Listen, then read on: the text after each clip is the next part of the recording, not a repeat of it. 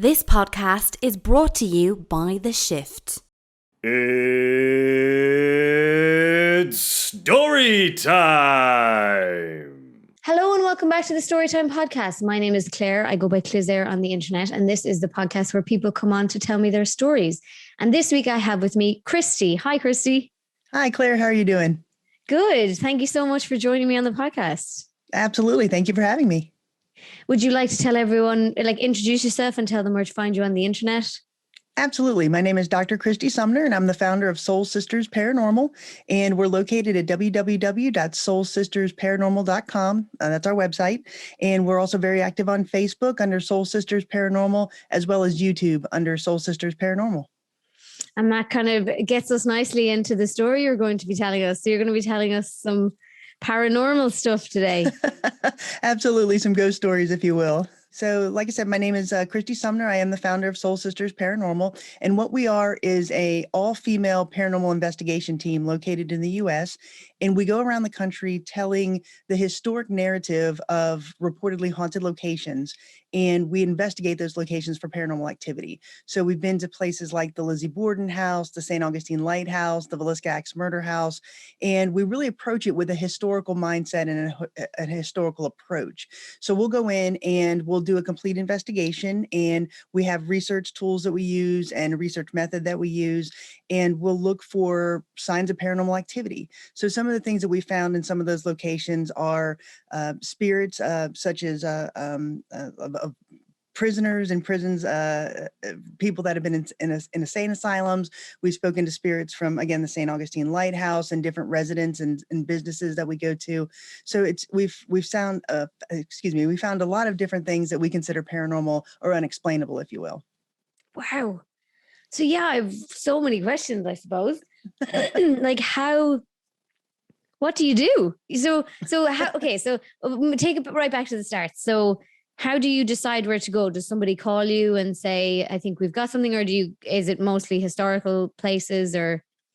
It's both. So we do have people that contact us and say, can you come and investigate our house, our business, or we will go to what we call a commercial location, such as the Lizzie Borden House or Brushy Mountain State Penitentiary. And we will have complete control of the location for an evening, or in some cases 2. And we stay the night in these locations, and we set up night vision video cameras, voice recorders, different pieces of equipment that we'll take with us to measure different things like electromagnetic energy. So we've captured things like voices that we can't explain, shadow figures that will walk through laser grids, noises, bangs. We've had objects roll when we've asked them to. We've heard what we call disembodied voices, which is something like we'll be speaking and we'll hear, for example, a man's voice speak over us, and there's no men on the property with us that night. So it's a very interesting and expensive hobby, if you will, but it is a labor of love for what we do. Yeah, so it was actually, one of my questions was going to be, is it a hobby or a job? So it's a hobby, and you guys have full-time work around that. It is. We all are full-time employed. And it is one of those things that is self-funded for us, but we take it very seriously in the fact that we want to give a very detailed history and narrative of the locations that we visit, because we feel our audience may not have a chance to visit those locations. So like I said, for example, the Lizzie Borden House, we will go in and we'll tell the history behind that, the events that happened there, why there is supposed to be reported activity, haunted activity there. And then we'll go in and do a complete investigation, and we will tell our findings. So that's really how we approach each of those investigations. Yeah, so I was going to ask why. And so is for historical kind of documentation? Is that why you guys are doing this? We've always had a fascination with the paranormal. And so we were actually on a girls' trip. Again, the team is made up of myself, my twin sister, our younger sister, and a couple family friends. And we would routinely take girls' trips to meet up in different parts of the country and experience different things. And in one of those locations, we decided to do a paranormal investigation at a reportedly haunted prison. So we stayed the night in Moundsville, West Virginia at the Moundsville State Penitentiary. And we heard footsteps that night. night. We heard voices that we couldn't explain, things running at us in the night and through the darkness when we knew that there was nothing else there.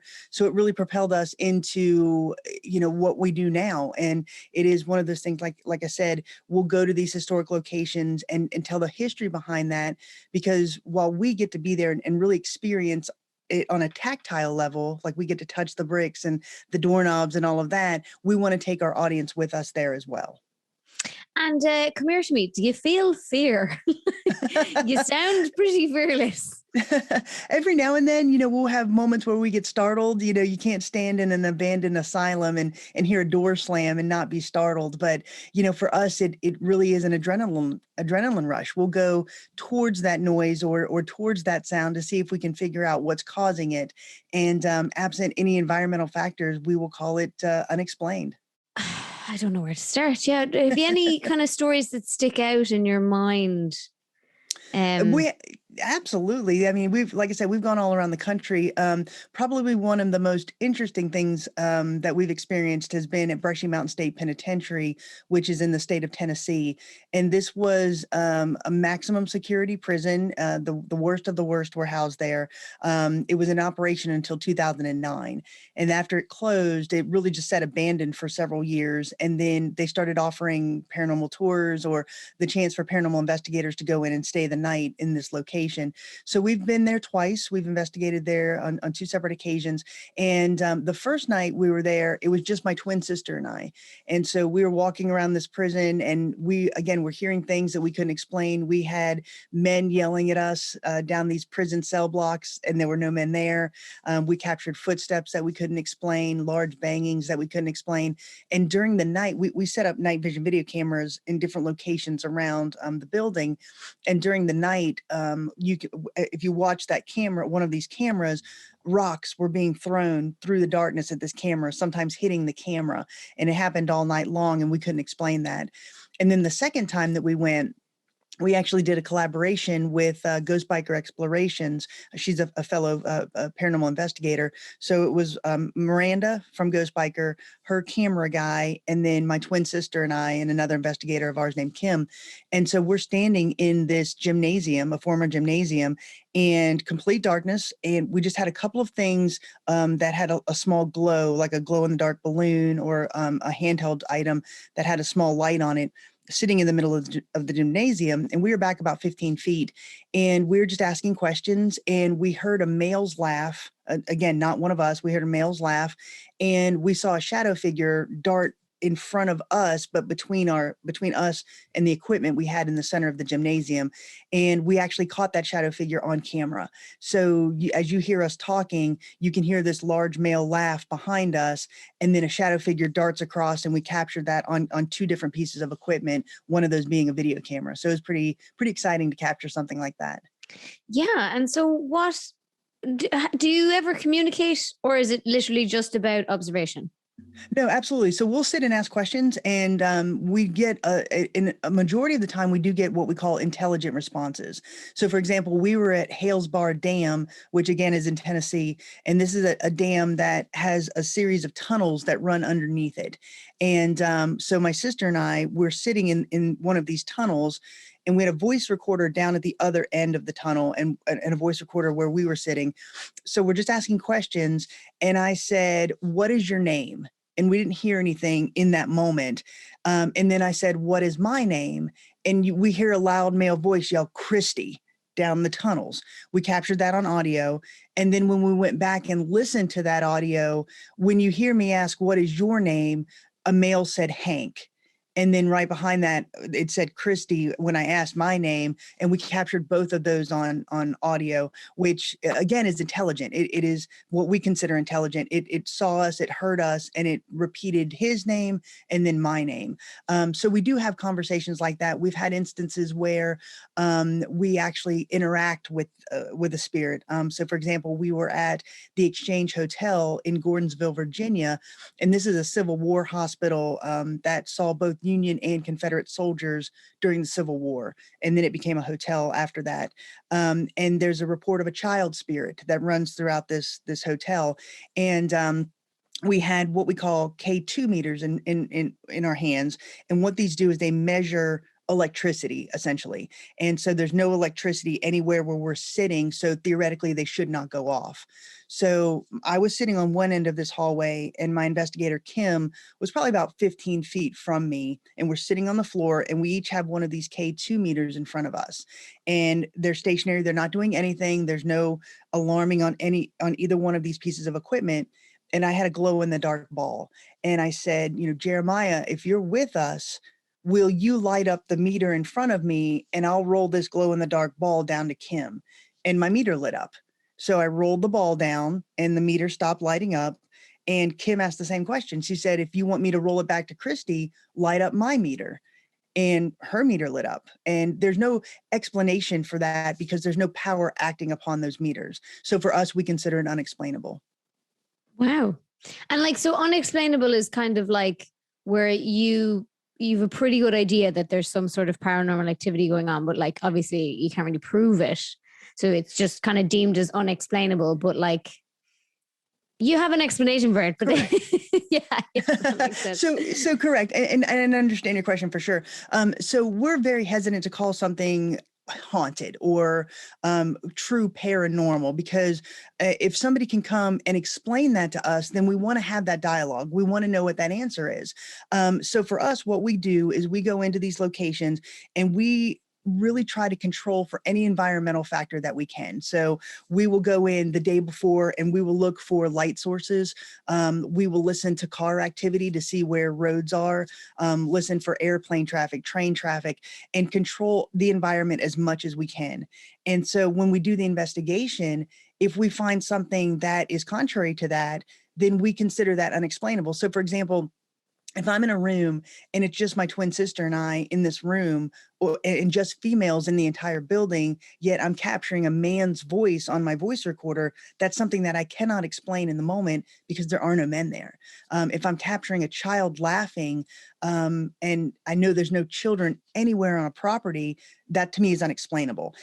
So like I said, if somebody can come back behind us and say, well, I think it was this, then we want to have that conversation to see if we can recreate it. But in that moment, to us, it is unexplainable. That makes total sense. Yeah. So you guys are you're leaving yourself open to discussion. And yeah, that makes total sense. Could you think of, I know it's hard when you're asked off the top of your head, but have you a favorite experience that you've had doing this kind of stuff? Absolutely. So, and that is an interesting question. So I'll take it from two answers. The first one is, as I said before, what we do is very historical. So we get to go into these very historic locations. So from a historic perspective, that answer to me is going into Fort Mifflin, which is in Philadelphia. And this is a Revolutionary War fort that was built by, revolutionaries trying to hold off the British Army. And so to go into that location and have control of that location for an entire evening and just walk through it from a history standpoint was one of the very, coolest experiences about what we do. But when we were talking about paranormal, we were in an old city jail called the old Gilchrist County Jail in Gilchrist County, Florida. This is about an hour's west of Trenton, Florida. And this is a small jail. It had 4 little cells on the first floor, 4 cells on the second floor, and then a small jailer's cottage. So a very small footprint. And this was the first time I went there. Again, it was with Miranda from Ghost Biker Explorations. She and I were the only 2 people on the entire property that night. And when we walked in, we immediately started feeling things. And every piece of equipment that we had that night was indicating that there was something going on that we couldn't explain. So there's no power there. There's no water there. It's completely overgrown with ivy and moss, Spanish moss and all of that. But yet we were capturing men's voices. We were seeing shadow figures in the moment. We had a laser grid that was set up to beam down this hallway. And we would ask, if you're here, can you walk across the hallway? And it did it on command. We had a shadow figure walking on command across the hallway. And then we said, can you go back the other direction? And it did. It walked back the other direction through the laser grid, and we captured all of that on camera. So I would say that was probably our most, what I would consider, active location that we've gone to. But each one that we've gone to has been very unique from a historical perspective, but also from the paranormal activity that we've captured there. And why do you think that one in particular was so active? Just from a totally third person point of view, I'm just wondering why. spirits are hanging around, you know? Yeah, in that location, because it's a jail, the theory that I personally have with jails is that some of those spirits are afraid of the repercussions of what happens next. You know, when you leave this life and you go to the next realm, you know, what's That actually going to makes a lot happen of there? sense. Yeah. Exactly. So in that location, they had several reports of murders happening in that cell or in that jail, because what would happen in that county is the jailer would lock you up, you know, in these cells, and there could be anywhere from 8 to 10 guys in these cells. And essentially he would just turn off the lights at night and go home. And when he came back the next morning, if you were alive, then good for you. If not, then, you know, they just took your body out and replaced it with another person in the cell. So I think in that location, because it was such a small area, and there were so many reports of death in that location, it was very active. After it became abandoned, it was an operation from 1928 to 1968. And after they moved from that location, it sat abandoned for decades. So it actually became a location where drug deals would go down. Local people would go in and have drug deals there. And there's actually a report from 2009 that there was a drug deal gone bad and a person was killed there as well. So a lot of dark activity.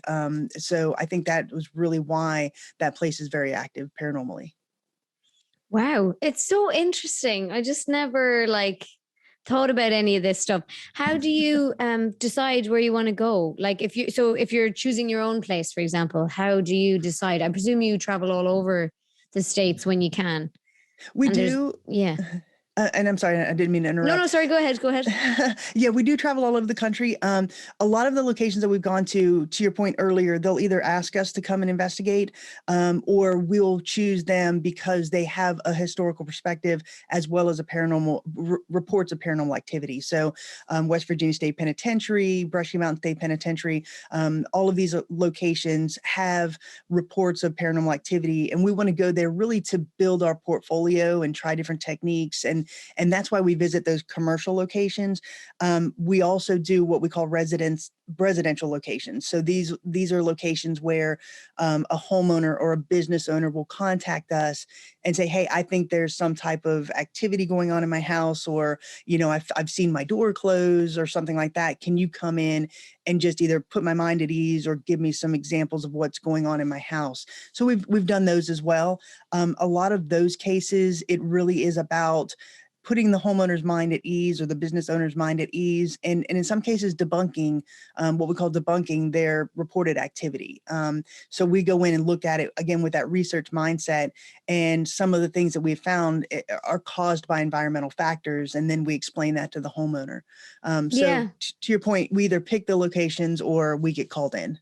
Yeah, and so obviously you guys are really interested in this, and so you know where's the paranormal sort of reports are coming from. Mm-hmm. Yeah. So it's really, really interesting. In terms of the residential one you mentioned, you said like homeowners or business owners. Does it ever come from a place of somebody just they kind of, even if they don't know it yet, they will actually just want to talk to somebody that's gone? Or do you ever get kind of people where, you know, I'm assuming a lot of your residential calls might be people like scared of what's happening in their house and you kind of have to put their mind at ease. But do you ever get that they're convinced it's like someone they know or anything like that, and you kind of might have to break it to them? Oh, absolutely. So, you know, we do get those calls, and a lot of them come after they've experienced a death in the family, or, you know, that they've had some type of tragic event in their life. And, you know, there are cases where we'll go in and we actually say, you know, there's things that we can't explain. You know, we're in your house, we're in here for the night. You know, we've captured some of the things that you're describing. In that instance, we will give them options on what they can do. They can either, you know, attempt to communicate with the spirit themselves, or they can attempt to remove the spirit. We have people that can help them with that. A lot of cases, they just really want peace of mind that they're not going crazy. You know, we've had some locations where we go in say, yeah, we found this, we've heard this, we captured this. This is what we think is going on. And they're like, cool, I live in a haunted house now. And so they're fine with that. They just want validation that they're, again, not going crazy. But in some instances, we do have to say, this isn't paranormal. For example, we were investigating a business. This gentleman called us in. He said, I'm convinced that my business is haunted. Can you come in and give me some evidence to support that? So when we went there, his business it's a large storefront. It's all glass in the front. He had display cases around inside the business. He had some mirrors around, and he had some night vision video cameras. And he said that his cameras kept going on and off during the night, and that's what really convinced him that his place was haunted. And so we went in, we did a complete investigation, and none of our equipment was alarming. We had no indication that there was anything paranormal that we could find. We sat there for about 3 hours, and we asked questions, and we really weren't getting anything or feeling anything.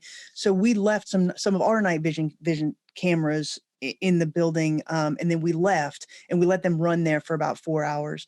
So the next morning, I called him and I said, did your cameras pick up anything during the night? And he said, oh yeah, they were going on and off. And I said, well, give me those timestamps and I'm going to cross-reference them with my cameras that we left. And what we found was his storefront set at a location with a high volume of U-turn traffic.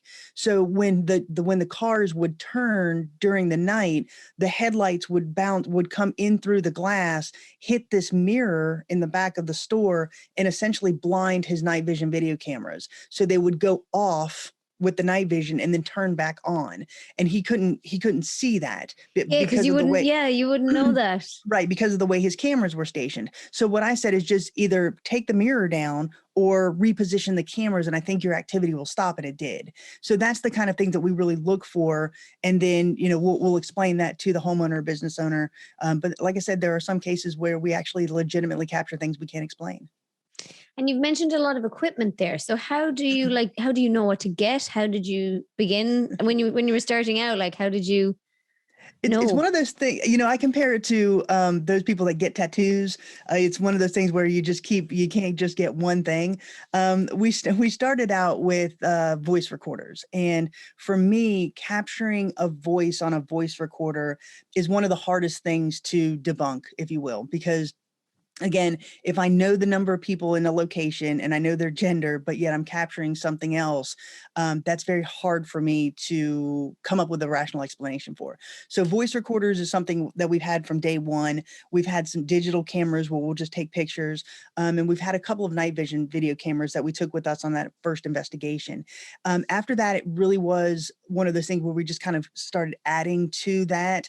There's typical pieces of equipment that a lot of paranormal investigators use, and those really have to deal with measuring energy or measuring vibration or those things that we can leave in a location and a spirit can essentially manipulate. So we have laser grids that we use, again, that will allow us to see a shadow that walks through. We have, like I said, several different pieces of equipment that measure energy levels. So if we go into a location and we know that there's no power or electricity on, theoretically, these things should not go off. But when I leave them in a location and they start alarming or going off, that could be an indication that a spirit is using its energy to manipulate that piece of equipment. So that's the type of things that we take. We're also very big on what we call trigger items. So we will take an item that we think is germane to the situation or the event that happened there. So, for example, we investigated a house that in 1935 was the shootout between the FBI and the Ma Barker gang. And so when we investigated that house, we took bullets, we took some money, we took, some whiskey because they like to drink whiskey. And we left those things in different rooms. And we said, these are for you, we're leaving them for you.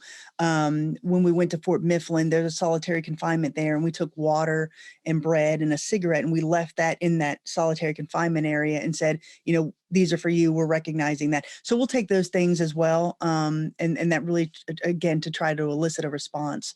But yeah, we have various pieces of equipment that we'll take with us. And what would you say to anyone who doesn't believe in the paranormal? I get that question a lot, and my response is that's absolutely fine. What we're doing is not trying to convince anyone of anything. It's like trying to convince you that my religion is correct. I'm not going to do that. What we're doing is, first, we're giving you a very cool historical narrative of the location, and then we're telling you what we did in that location as far as an investigation. And I'm telling you the compelling evidence that we captured during that night. And if you want to believe it, that's fantastic. If you don't, I completely understand that as well. Because my job isn't really to convince you. My job is to give you a very historical narrative and try to give you a different perspective to look at that narrative. So again, if I'm in like I said, Fort Mifflin, and I'm capturing things that are really interesting in that location, that's what I'm trying to give to the audience, and they can believe it or they don't have to believe it. That again is not my job. My job is to, what I feel is, give you a very interesting story. Yeah. You mentioned a couple of times about like maybe hearing a man's voice on a tape when you've all ladies there. So do you find that the all lady paranormal team actually really helps you out in that regard sometimes? It is different, and we do get a lot of different things than an all male team would. I feel the reason behind that is, females have a sense of empathy, right? I think they're born with that because, our job is to have children at some point. So I think we have a sense of empathy that is innate we're born with that. I don't think that we're empaths per se on the team, but we go in with a different mindset. For example, like if we know there's children that are supposed to be in the area, we'll get down on that level, we'll play on the floor and do different things like that. So I do think an all-female team has a different dynamic and elicits different responses from these locations. And I do think we've used that to our advantage. An all-female team going into a prison, an abandoned insane asylum, we don't go in with a sense of bravado. We don't go in and say, I'm not going to believe you're here unless you throw a chair across the room or really try to provoke or anything like that. We go in and we really want to tell the story. And if you watch any of our videos, that's the theme throughout. You'll hear us say, can we tell your story? Will you allow us to tell your story? And I think because of that, we do get different responses than an all-male team would. Amazing. Do you want to remind everyone where to find you on the internet and check out all of your videos? Sure, absolutely. So our website is www.soulsistersparanormal.com. And again, we're very active on Facebook under Soul Sisters Paranormal, as well as YouTube under Soul Sisters Paranormal. And is there anything else you'd like to add before we wrap up? No, I just really appreciate your time, and thank you for listening to my story. Thank you so much for joining me. Thank Absolutely. you so much for watching and or listening on the audio platforms. The Storytime Podcast is available on YouTube and on the audio platforms. If you're an audio listener, please give us a rating because it really helps us out. And thank you so much for joining me, Kirsty. Absolutely. Have a great day. And thank you. See you in the next one. Bye. This podcast was brought to you by The Shift. For more like this, check out theshift.ie.